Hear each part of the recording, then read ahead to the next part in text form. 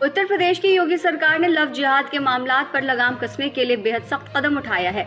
UP में अब love जिहाद के मामले रोकने के लिए एक सख्त कानून बनने जा रहा है, जिसमें लव जिहाद का अपराध सिद्ध होने पर उम्र कैद की सजा का प्रावधान है। इस कानून में कई अपराधों की सजा बढ़ाकर दोगुनी कर दी गई है। लव जिहाद के तहत कई नए अपराध भी इसमें जोड़े गए हैं। दरअसल केंद्र सरकार की तरफ से धर्म परिवर्तन कानून बनाने को लेकर पहले ही कहा गया है कि ये राज्य सरकारों का मामला है और ये सूबे की सरकारों को ही तय करना है। इसलिए यूपी में बनाए जा रहे नए कानून में गैर कानूनी तरीके से धर्म परिवर्तन के लिए फंडिंग को भी कानून के दायरे में लाने की तैयारी है। आइए आपको बताते हैं कि यूपी के एंटी लव जिहाद कानून में आखिर क्या क्या प्रावधान है। सबसे पहले नए कानून में दोषी पाए जाने पर 20 साल की कैद या आजीवन कारावास का प्रावधान है। अब कोई भी व्यक्ति धर्मांतरण के मामले में FIR दर्ज करा सकता है।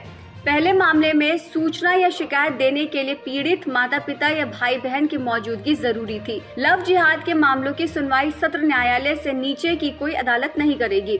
वहीं लव जिहाद के मामले में सरकारी वकील को मौका दिए बिना जमानत याचिका पर विचार नहीं किया जाएगा। इसमें सभी अपराधों को गैर जमानती बनाया गया है। बता दें कि उत्तर प्रदेश की योगी सरकार ने लव जिहाद के खिलाफ पहला कानून 2020 में बनाया था।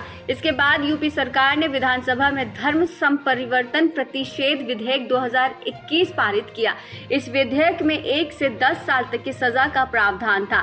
इस विधेयक में ये प्रावधान था कि सिर्फ शादी के लिए किया गया धर्म परिवर्तन अमान्य माना जाएगा। यूपी में बने पुराने कानून के मुताबिक झूठ बोलकर धोखा देकर धर्म परिवर्तन कराना अपराध माना जाएगा। अगर कोई स्वेच्छा से धर्म परिवर्तन करना चाहता है तो उसे 2 महीने पहले मजिस्ट्रेट को बताना होगा। विधेयक के मुताबिक जबरन या धोखे से धर्म परिवर्तन कराने पर 15,000 रुपए जुर्माने के साथ 1 से 5 साल जेल की सजा का भी प्रावधान था। इस मामले में अगर केस दलित लड़की से जुड़ा होता था तो उस मामले में 25,000 रुपए जुर्माने के साथ 3 से लेकर 10 साल तक की जेल की सजा थी। राज्य में लव जिहाद की कई घटनाएं सामने आती रही हैं। सीएम योगी कई बार इस मामले पर सख्ती बरतने का निर्देश जारी कर चुके हैं। सीएम कह चुके हैं कि झूठ बोलकर हिंदू लड़कियों को प्रेम जाल में फंसाने की घटनाएं बर्दाश्त नहीं की जाएंगी।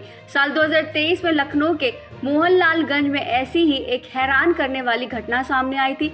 यहाँ एक हिंदू परिवार ने देखा कि उनकी लड़की नमाज पढ़ रही है। घर के लोग इसे देखकर सन्न रह गए। लड़की से कड़ाई से जब पूछताछ की गई तो पता चला कि उसने एक मुस्लिम लड़के से निकाह कर लिया है।